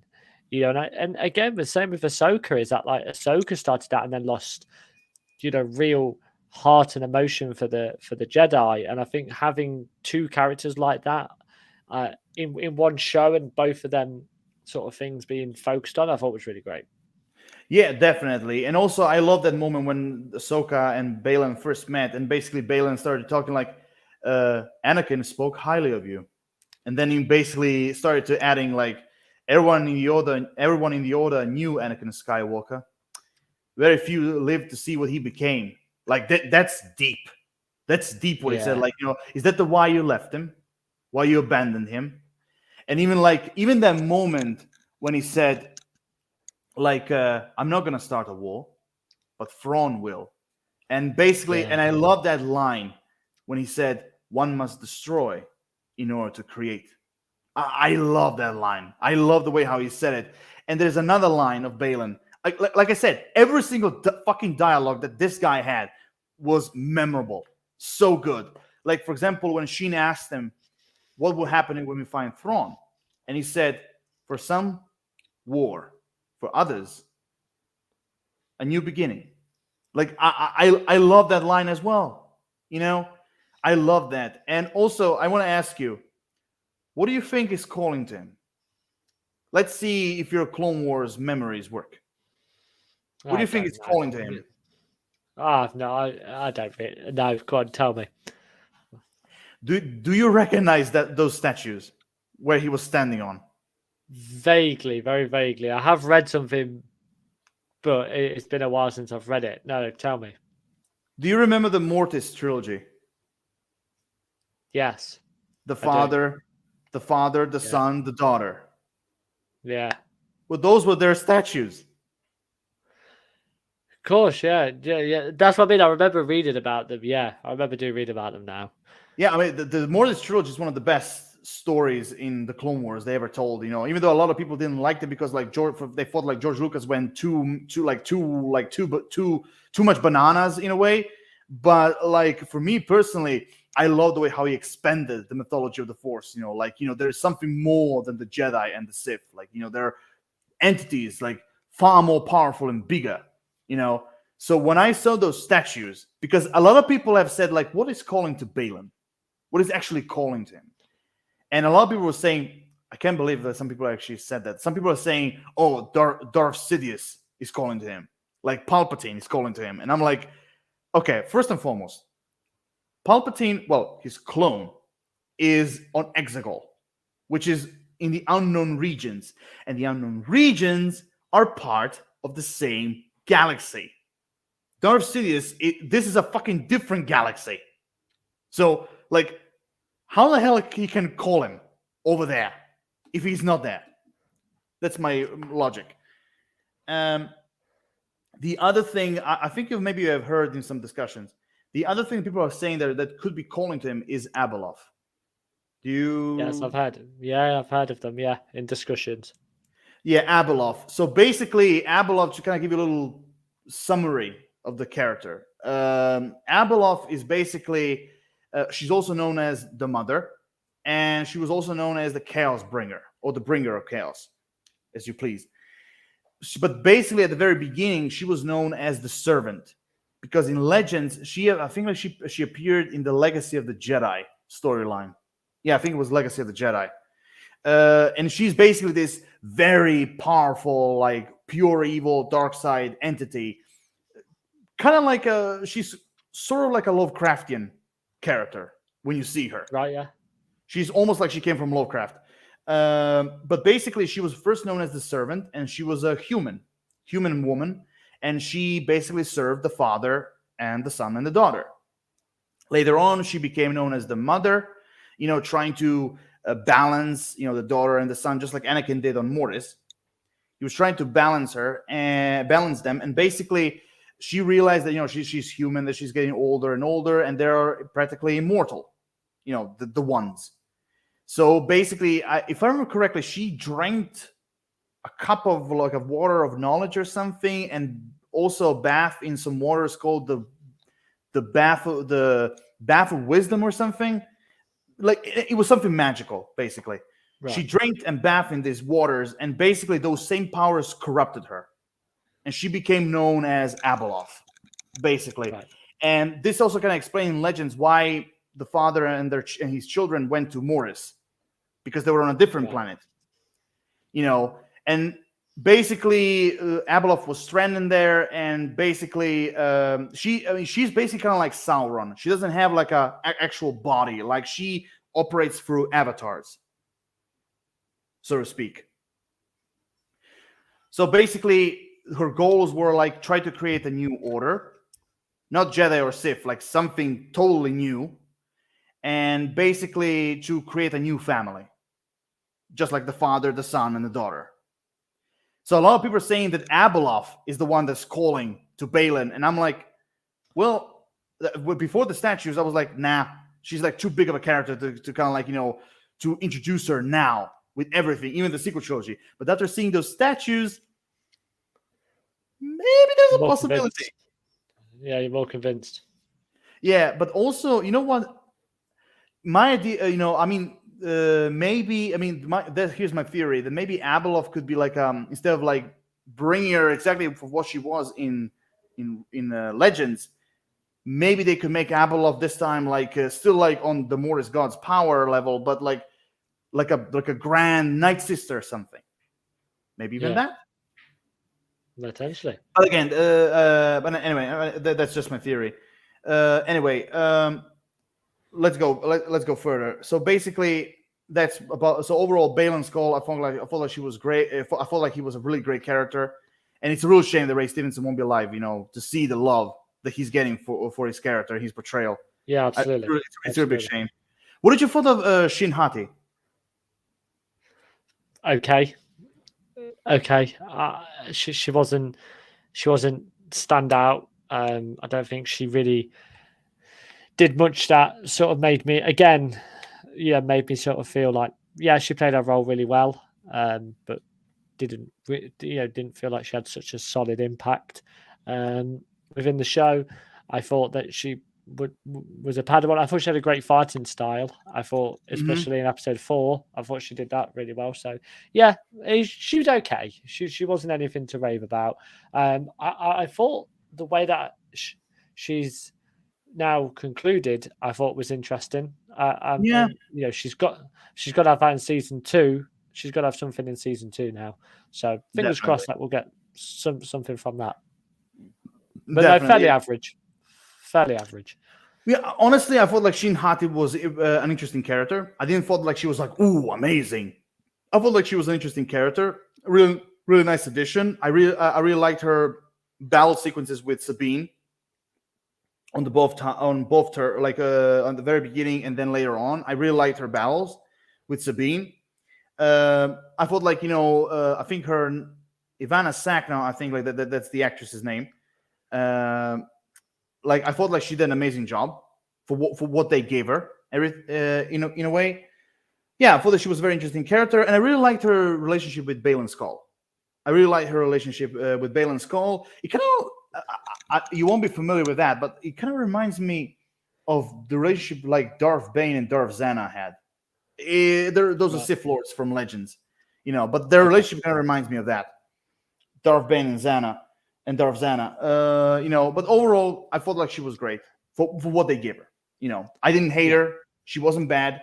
She was solid, And honestly, finally, a character that had no redemption in the end. She remained the same character as she was from the beginning. Yeah, exactly. Now, I want to ask you, since you started to get to know this character in Rebels, what did you thought of Ezra Bridger?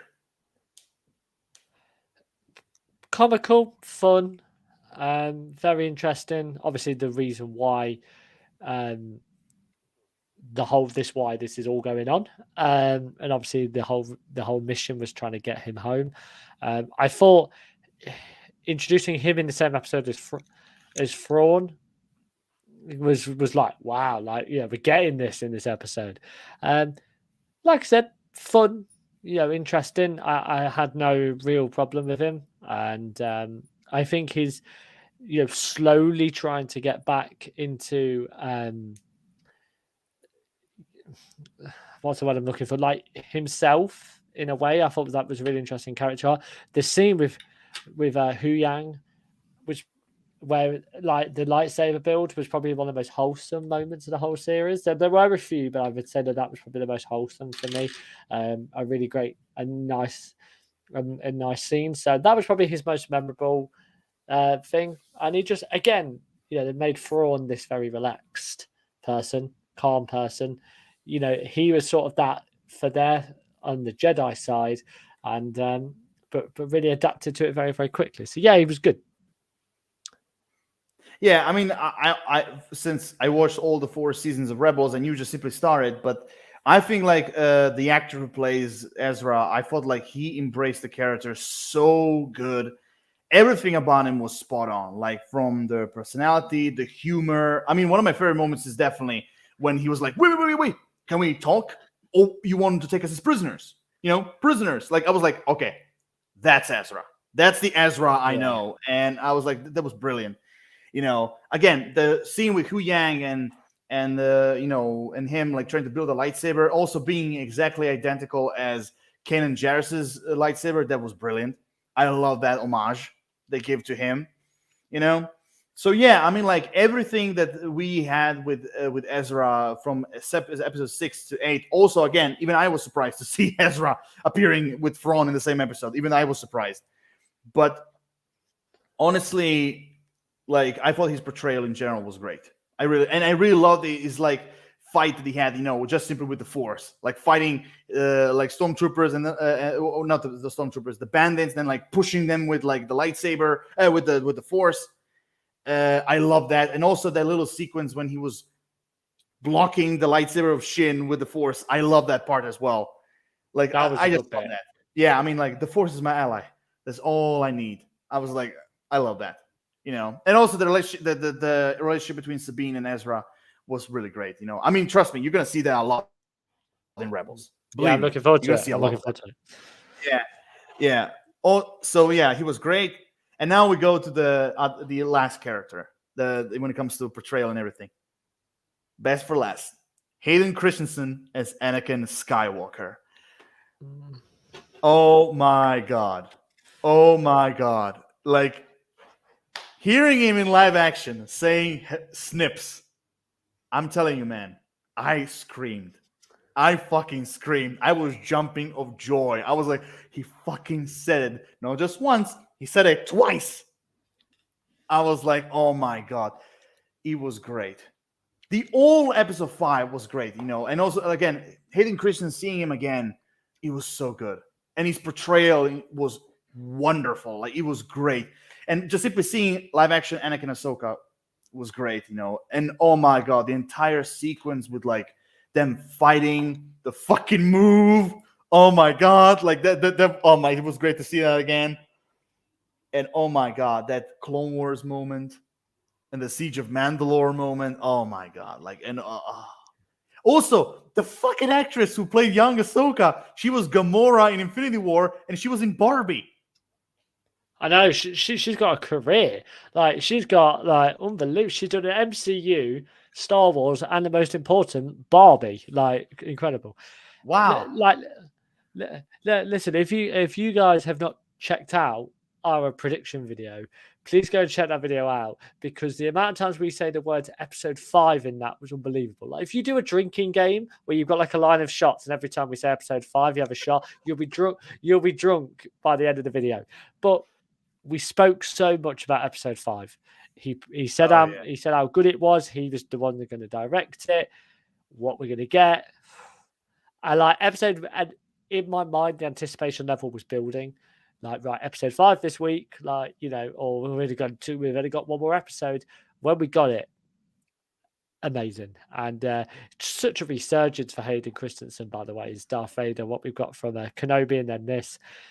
But it made sense. It was logical sense. And that scene where he's turning from Anakin to Vader, like, yes! that's like every like kid's dream in terms of the whole sort of I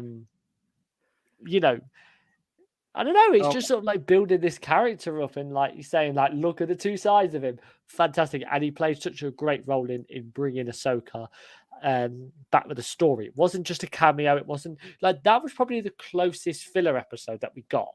Probably the closest, I would say. But it still wasn't a filler episode, because it made such logical sense of the story. It wasn't just a nice little cameo. Yes, let's all smile. Hayden Christensen is here. It did such great character progression for Ahsoka. It lightened interest with Ahsoka as a character. So I really liked her. I thought she was. I really liked her after episode 5, and it's all down to Anakin Skywalker. The scenes, the visuals were fantastic in that. So I know I've sort of spoke mainly about episode 5 rather than him, but he was such an integral part to that episode. And if I did a ranking of the episodes, episode 5 would be sky high above in number 1. Oh, for me as well. I mean, like, also, I mean, can we just simply realize that, with the actress who played young Ahsoka, can we just simply realize how young she was when she joined the war? I mean, I mean, there's a difference between live action animation, but like seeing young Ahsoka in live action and seeing her like she was so young during the Clone Wars, like it really makes a big difference. Because like when you see her, because like I said, there's a difference between animation and live action, and just simply seeing her, live action Ahsoka, her Clone Wars outfit, seeing her in during the war, and being that young, like you really finally realize how young she was when she was there Yeah, in battle. Like, oh my god! Also, Tamura Morrison as Captain Rex. Oh my god, that little cameo that we had, that was also perfect. Very, very perfect. awesome, Oh my god. And awesome. how the fuck can you not geek out seeing Anakin in his Clone Wars outfit with the I armor and know, everything? I know. I mean, that was brilliant. Oh my god. Oh my god. Not to mention the second round with the hologram when she was like training. Yeah, That was that was also good. great. And also the fucking, I'll return back to the episode 5 immediately, but I just want to mention when he name dropped not simply Grievous or Count Dooku, but he name dropped Asajj Ventress in live action. I was like, I know. Dave Filoni finally did. Like this guy's connecting everything. But anyway, going back to episode 5, oh my god. And like I still think he's the one who pulled her in the World Between Worlds. I think he's the one who pulled her in. Yeah, And I love, like, he's like, you look the same. And he's like, you look old. Like, I love that moment. Oh my god. And also, like, I'm here to finish your training. And he's like, there's nothing you can teach me. And he's like, I love that line so much. One is never too old to learn, Snips. I just love that yeah. line and the way how he said it. And also, when you remember that line when she said, I'm not gonna fight you, and he said, I heard that before, and basically started fighting. Do you know the reference? I heard that Is that before. Obi-Wan? Is that No, Obi-Wan? no. Oh, God, tell me. It was Luke in Return of the Jedi when he told Darth Vader, when he told his Oh, father, I yeah. won't fight you, father. That's the point. That's the reference when he said, I heard that before. Like what Luke told him in the throne room. That was the reference. Yeah, it was Oh my god, it would be good. such a notch, it would great notch to that, And also, I love not simply like Anakin going to Darth Vader and then back, but also like when he turned like Sith with his eyes. Yeah. That was also great. Oh my god. And I There's so love many that. memes about that. There were so many memes about that. Like Oh when he my god, turned from yeah. Anakin to Darth Vader, yeah, it was Yeah, brilliant. yeah, exactly. Also, I mean, like, and when Ahsoka chose to live, there was also a little. I don't know if you noticed, but there was also some glimpses that like where you could see Ahsoka with Sith eyes. There was a glimpse Was there? I can't remember that. when she was holding the lightsaber like down like on Anakin's throat. There was like Okay. there was like a scene where she's like doing this very close to him and then a little bit back off. There was that moment was like where you can see Ahsoka like a little bit of her Sith eyes, like basically struggling, like I choose to live or to die. That was like so I that was also a really great moment, like like between two sides. But anyway, like again, seeing Hayden Christensen back, and also like he's finally, ever since 2017, he's finally getting the love he deserved. Yeah. Finally. And Yeah. again, his performance was great. And honestly, like I'm so happy for him. I really am happy for him. Like after all the hate that he got from the prequels from 2017, finally people are starting to love and appreciate his performance as Anakin, because we can all agree he is Anakin Skywalker. No one can replace him. Yeah, absolutely. Absolutely. No. Yeah. Yeah. And also, like, I really am curious if they de-aged him a bit, because it kind of looks like they didn't.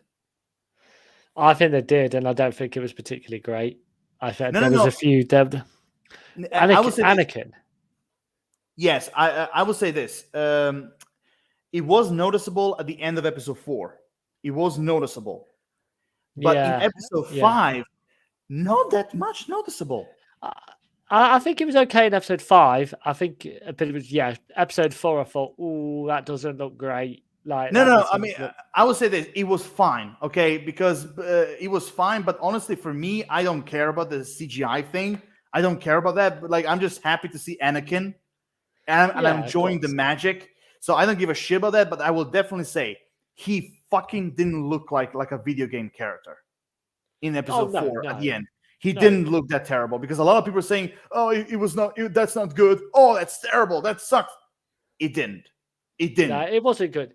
It wasn't. It wasn't good, but it wasn't that bad. But again, No, it's for it's me. people. For me, it was fine. It's people had it. Yeah, it was all right. It wasn't great. Yeah, but overall, again, just enjoying seeing Anakin. That was good enough for me, you know. Yeah, And and again, like you can see, one of the things I loved in Ahsoka is the difference in battle skills, like the types of lightsaber duels, like Shin Hati and versus Sabine, one type. Baylan Skoll and Ahsoka, one type, and then like full-on prequels with Ahsoka and Anakin when they were fighting. That yeah, like I love that. Oh my god, they brought back so many memories. But overall, also I thought that the end with Force Ghost Anakin at the very end, I love that touch when he's yeah. like It was great. watching down Ahsoka. That was really great. Oh my god. Yeah, a great way to end it. A great way to end it. Exactly. With a lot, we have cliffhangers, some cliffhangers, but like I'm definitely seeing this like a season 2 happening. I'm definitely seeing it. But overall, like I think like we went through everything. We did, right? I agree. Yeah, we went through everything. Oh, one more thing. We mentioned him just a little bit, but just want to ask you quickly. What did you thought of Captain Enoch? You didn't answer me that question. Yeah, it was good. Yeah, it was good. He like I said, he looked like almost just sort of terrified in a way, and he was just his overall presence, and he's like you wouldn't want to meet him out down a dark alleyway. Yeah, really, really great, and played a really important role, I think, in the story and the way that his sort of allegiance was, I thought was great. So no, that was a good bit. But also we forgot one character, but we will be as short as we can. We forgot Marok, the Inquisitor. Oh yeah, we did. Yeah. One of the things I will say this, like honestly, I was happy that he wasn't someone special. I love that he was just a completely new character, no one special behind that helmet. I love that. Just like I love Yeah. that with Enoch, that he, both those characters are different, completely new characters. No one special behind those masks because they usually do that in any type of like fiction, especially So today. sometimes revealing, sometimes not revealing it works is the best decision. Exactly. I mean, like when like you just leave those masked villains or heroes the way they are. You don't have to reveal them. Yeah. You don't have to reveal them all the time. But again, Marok, I thought like he was a pretty interesting character, and I really love. Oh my god, I love seeing those reactions when like people had theories who Marok could be, and then like all of a sudden in episode 4 he dies. Like seeing reactions of people basically like basically Dave Filoni giving them the middle finger and saying like "fuck your Marok theories," like it was brilliant. It kind of reminds me of this "fuck you" like "fuck your Snoke theories." Even that remind me even that was priceless. Oh my god! But even with Marok, but overall, I felt like he was an addition to the villain team. And I like to see the spinning lightsabers in live action, just like I did in Obi-Wan Kenobi. Yes, definitely. And I loved, that the Ahsoka basically finished him off in a very samurai style. Just simply one hit, and that's it. Also, that green mist. I'm thinking we could both agree that's definitely Night Sister magic. Yeah, definitely. Yeah. So, with all that in mind, we finally came to an end. So, overall, I'm just gonna start the first. Overall, I thought Ahsoka was wonderful. I still think it's the best Star Wars live action TV show we got so far, and it's my number one. top number 2 on like all TV shows together.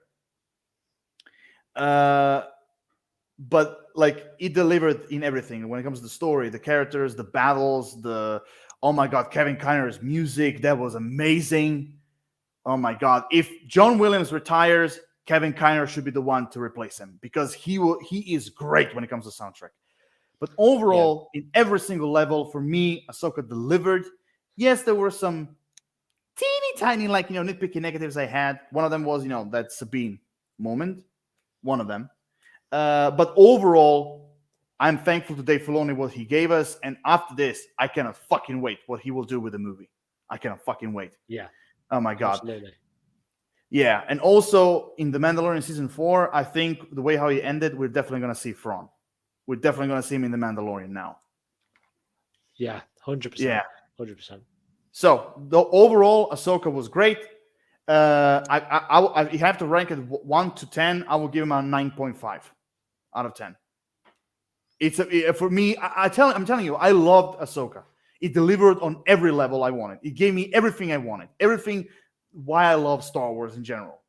All the characters were great. Loved the portrayals. The music was absolutely legendary. The story was great. The world building, the build up to certain characters, the way how it ended, for me was perfect. So 9.5 out of 10. Overall, what did you thought? Yeah, I thought it had its highs, it had its lows.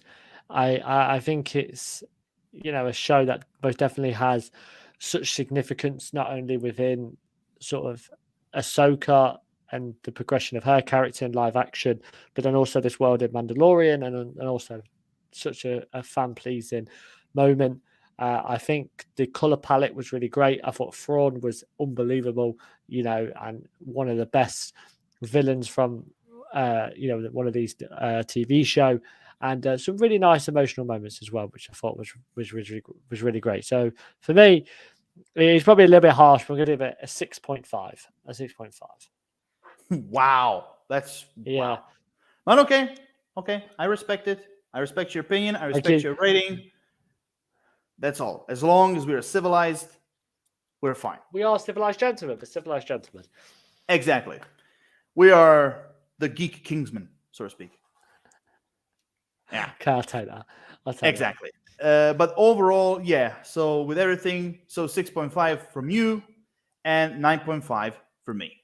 Yeah, I mean, Ahsoka really was great. It really was great. So overall, we came to an end. It looks like another crusade has come to an end. And so with everything done, said and done, you guys know the drill. The liking, subscribing, follow me on this and that. You have everything you have in the description down below. Like always, Lord of Shadows, signing off. May the force be with you. Film Review Central, signing off. May the force be with you guys. Always, and see ya next time. Toodaloo.